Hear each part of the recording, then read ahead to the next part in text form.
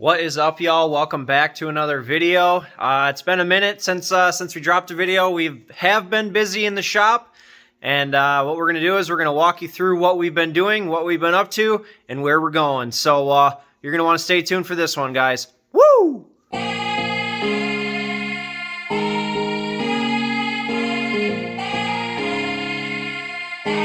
were able to tell that I had ran them. So I'm gonna kind of show you guys.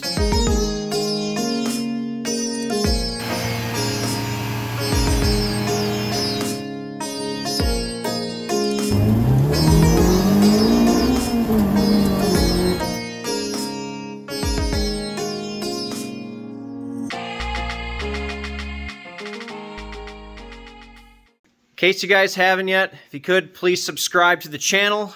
We could really use some more subscribers here. We've been busting our butts for the last couple of years, and yeah, just really be helpful if you guys could hit that subscribe button and maybe like this video. But what we're going to do is we're going to get right into it. I'm going to show you what we've been doing for about the last month now. It's been a slow and steady process, but we want to do this right, and we're taking our time, and we don't want to rush things. So if you guys saw in the last video, we were working on the downpipe. Pretty much have this. It's basically done now. The only thing I have to do is I do have to weld another O2 tube bung on the top side here for the regular O2 and not the wideband. We have this one up here for the wideband. So that's all we got to do. We'll weld that up this week. Should be a piece of cake. Shouldn't take more than a half hour to get that done. So that's been one of the projects we've been working on for the last month, has been the downpipe. Totally getting that tricked out. Bunch of different crazy angles in there. Did pie cuts everywhere. Yeah, it's been a project. Next thing, oil return line. So when we took this thing out to the little car show that we went to, when we just drove this on the base map, which it still just has the base map in here, we were getting a lot of you call it like backup in the turbo. Like the oil wasn't draining from the turbo to the back to the oil pan fast enough. The oil return line was pretty long, and it wasn't at a steep enough angle. It was almost flat, so it wasn't draining out. It was backing up, and then on deceleration, when we let off the throttle, we were getting a ton of smoke out of the turbo. It was just kind of pumping oil back up into it. So I'm going to climb under here and kind of show you what we had to do. It's about 5th iteration of oil return lines, but I think we finally got her dicked now. So this was the original line, had different fittings and stuff put on here. Had a 45 and a 90, had a 90 on the oil pan, that didn't work. So we just kept swapping it out till we finally got it to where it wasn't backing up. But the problem was with these cheaper online fittings, they were leaking.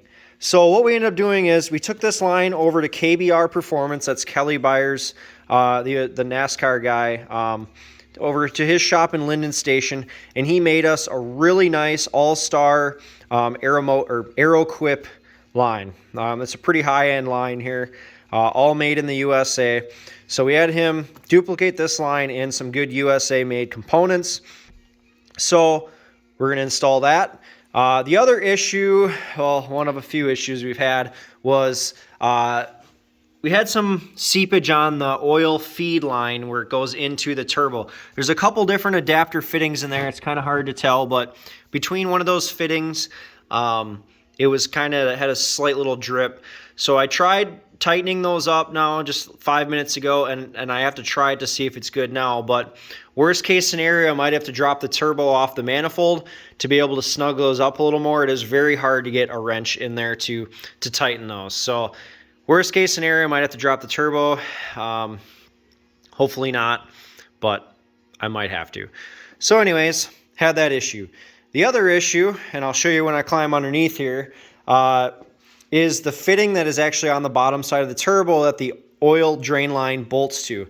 That was also seeping. It's got a paper gasket that comes with it, and it's just not doing it. The fitting itself, I thought I brought it out here. Might still be in the house, possibly. Yeah, more than likely I left it in the house. So what I'm going to do is I'm going to climb under here and just kind of show you what we're going to do. So underneath the car here, there's two AN fittings.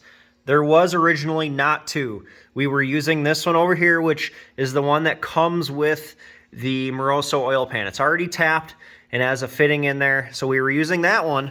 But the distance from here up to the turbo was pretty far and very flat. There was not much angle here. The turbo doesn't sit very high up. So we weren't getting enough drain back from the turbo to the pan. So I dropped the pan, I re-tapped it, and I put another fitting on here, which I just have two caps on here at the moment. So the line's gonna run from this fitting up to that fitting there. So the other issue is this fitting here, this fitting itself is bolted to the bottom side of the turbo. And there's a gasket in here, and that is also seeping. So I ordered a new fitting, another gasket, and I ordered some high temp copper sealer. So we're gonna just kind of throw that in there as well, just to hopefully help the sealing process. So yeah, this line then will go in between here, and it'll go up there like that, and then this will attach to it. So yeah. We also did our dump tube assembly here. So we made that, TIG welded all that together. Pretty cool. Got that nice and clear of the downpipe. And that'll dump just below the traction bar. So that'll be really nice. So I think what I'm going to do is I'm going to get this fitting off here and see what we got going on, and hopefully get that swapped out and stop that leak. So this is the fitting I took off here. Just a little paper gasket between there, and it was pushing past it. So I got a new one coming. It was actually cheaper to buy a fitting with the gasket than it was to just buy a gasket. So like I said, throw a new gasket in with a new fitting, and then we're going to throw the high temp copper Permatex on here as well around this to hopefully seal that up. Also, there was no washers that came with this that are on these bolts. So I'm going to probably throw a couple washers on here as well, just that way we make sure that this is tightening down enough and evenly, because yeah, I think it could be possibly binding on here when tightening and not getting tight enough. So I think that'll help too, and then it won't indent into this aluminum as much, because it is threading into a steel housing. So we'll throw some washers on there also, and I might even throw some Loctite on these. Alright guys, so we are TIG welding the other O2 sensor bung on right now. It's going pretty good. No issues thus far, fingers crossed. Haven't blown any holes in the pipe or anything like that. Kind of show you what I got going on. Let's see what we got so far here. So got about halfway. Still going. Got to clean up a couple spots a little bit, but yeah, looking pretty good. And then after this is on here, this downpipe will officially be done. Yeah, I got her all welded on. Looks pretty good. No holes, nothing like that. I also just double checked to make sure that it wasn't warped at all, and threads in real nice. We took our time. So yeah, turned out pretty awesome. So the downpipe is officially done. Hell yeah. So our Permatex and our new Dash 10 bung and gasket showed up. So this is the stuff here. It's the ultra copper. I believe it's good to like 700 degrees. So we're gonna throw a little bit on here, not a lot, just enough to go around here. Stick the gasket on, and then we'll do a little bit on the other side and bolt it onto the turbo. Alright, so I managed to get that flange on there, and I put the oil line on as well. So with that sealer, you're supposed to wait 24 hours before starting. So I'm going to wait till tomorrow before I fire this bad girl up, but she's up in there, you can see. So hopefully we don't have any more oil leaks down here, because this has been super annoying trying to get this thing not to leak and get the turbo to flow right. So for shits and giggles, before before I start this thing up. I put the downpipe on. I was going to run it just off the turbo, but I wanted to make sure everything fit real nice. So downpipe's on, got the wideband in, run that really nice here, and it plugs in along the frame rail or whatever you'd call it here by the fender. So it's pretty slick, pretty clean looking. Show you what it looks like underneath. All I got to do under here yet is hook up the factory O2 sensor on that bung that we just welded on up here, but looks pretty trick. Goes out around. Got about probably a 1/4 inch between the fitting down here and the downpipe. But yeah, looks really nice. It's tucked up in there. Got about, I don't know, an inch between here and the oil pan. Pretty fancy. Definitely dig it. Spent a lot of time on that to get it right. So we got everything ready to go. I'm just gonna check the oil really quick here and then fire her up and see if we got any leaks.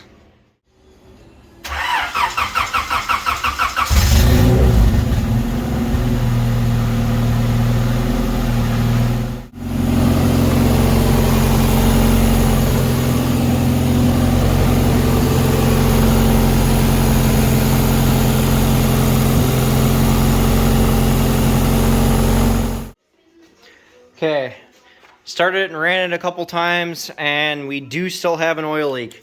It is definitely leaking from that black fitting where it threads on to the adapter fitting that goes into the housing there. So I struggled, but I got the line back off the turbo without actually pulling the manifold and the turbo off. I didn't want to go through with all that. And I'll show you what I discovered.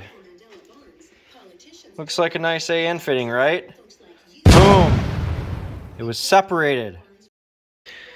Okay, sweet. So I just got off the phone with Kelly, and he has a fitting in stock. So I'll swing by there tomorrow, and we will get her on. And fingers crossed, this is the last oil leak we have to worry about. I am at the finish line here, guys. Just got to get across. Alrighty, guys, we just got off work. We're gonna swing into KBR Performance. It's Kelly Byer's shop, and pick up that fitting we need.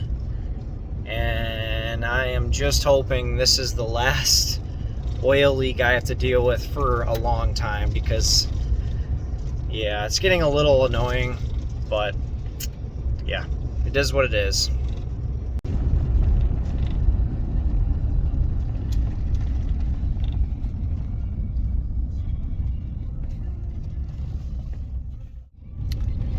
Well, we got our fitting for goal. I believe they're made in like Connecticut or something, so should be a good USA made fitting.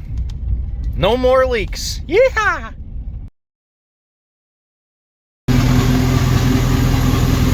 I got the line on there, I got her running, and I am watching like a hawk to see if I can see any oil leaking out of here, and nothing so far. After 10 minutes of running, there were no oil leaks. What I'm doing now is I'm swapping out our 550cc injectors with the 1300cc. These are the Block's EcoFi injectors. Pretty much drop right in. I did take out the 550s already. I've just got everything laid back here. As you can see, they're not in there. Yeah, I got those out. And I'm going to drop these in. We did get a base map tune from Mikey Speck, I believe his name is. He does all the tuning for Rudd's Racing down in Chicagoland area.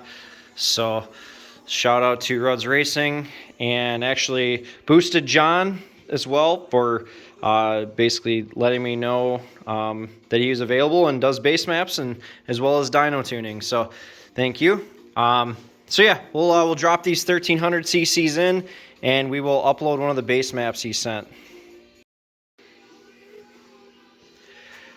Got them all in there, all buttoned up. I did prime it a couple times, and we have no leaks. So what I'm gonna do now is I'm gonna get the laptop all fired up, and get the Honda out of the S300 hooked to the laptop and get some maps loaded in.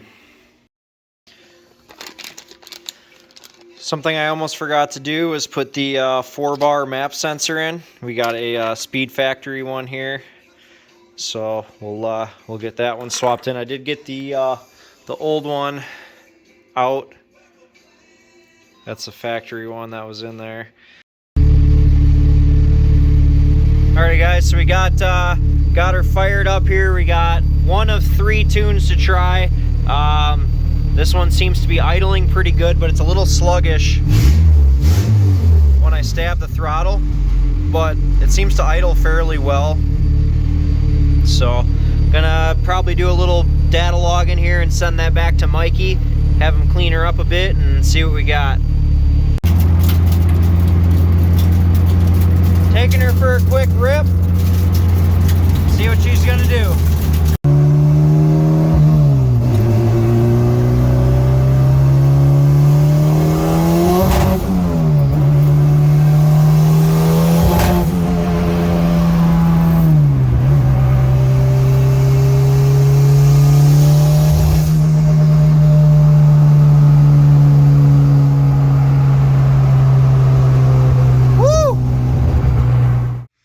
Hey guys, as you can see, back home, that cruise went pretty well. Put about 5 miles on it. Got on it a couple times, but not wide open throttle or anything like that.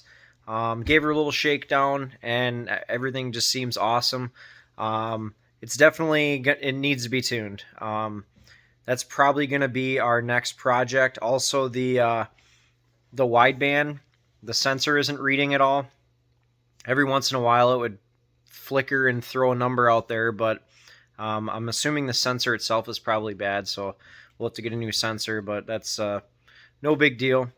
So probably next up, dyno tune, and I might have a video in between that, but hopefully real soon here we can get the car to the dyno and get that all situated. Also, I haven't announced yet, we are doing a engine build for Cindy, so that'll be coming up as well. We are doing a LS VTEC for her. She already picked up a Jackson Racing supercharger, so that should be pretty sweet. Got a whole mess of parts ordered for her block. That's going to be one nasty car when it's done. But yeah, if you guys could, please like, subscribe, hit that bell for notifications. And we will see you on the next one. Woohoo!